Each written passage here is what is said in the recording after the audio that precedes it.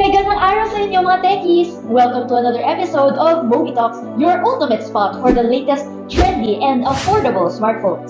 I'm Erin, your host today.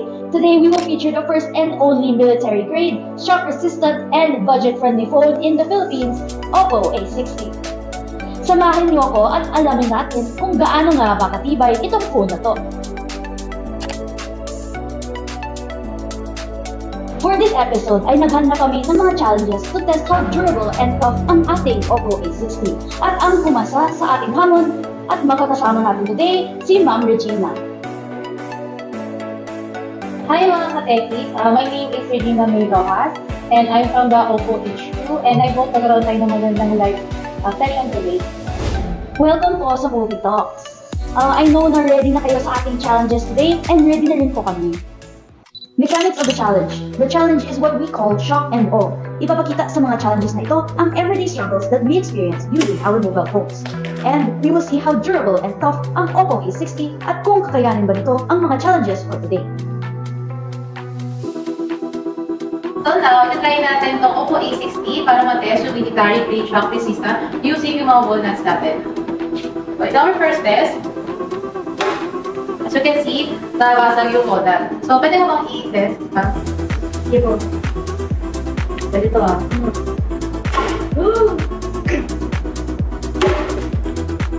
So now, as you can see, tingnan natin yung A60 natin kung may scratches ba or wala kung nag-attack. So, kung mapapansin nyo, wala siyang scratches or any damage doon sa A60 natin. So now, i-test natin yung scratch and scratch resistance ng Oppo A60 natin. Ilulog natin siya doon sa tubig.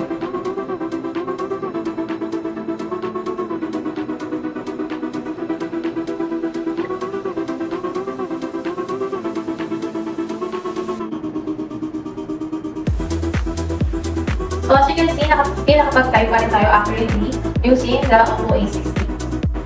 So now, for our drop test, ipapakita natin yung Oppo A60.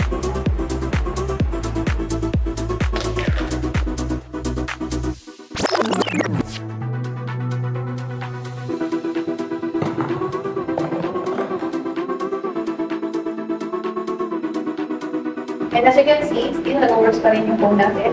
And if we look closely, walang gas-gas or any dento pieces.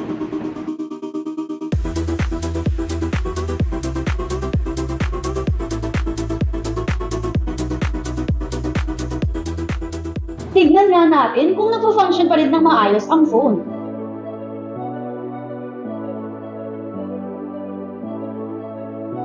Grabe ma'am, sa kabila ng mga challenges today, wala man lang sira or anything ang ating Oppo A60. Gusto nating malaman ano ba ang secret ni Oppo A60 at bakit sobrang tibay naman itong smartphone na to kabila ng mga challenges na ginawa natin today. Dahil meron tayong military grade shock resistant sa ating A60.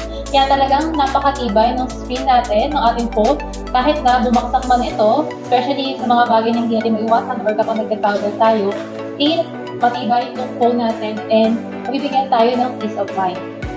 Kaya naman pala, this phone passed the US military grade shock resistance test. Kaya, certified durable. Aside sa certified durable, ano pa po yung other special features ng Oppo A60?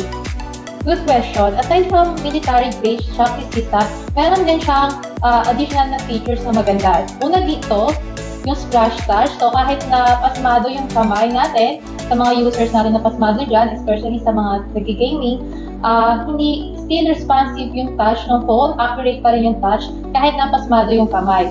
And also, mayroon din siyang splash resistance. So pag nabasa yung phone natin accidentally, still nag-function pa rin and nag-work pa rin yung phone natin.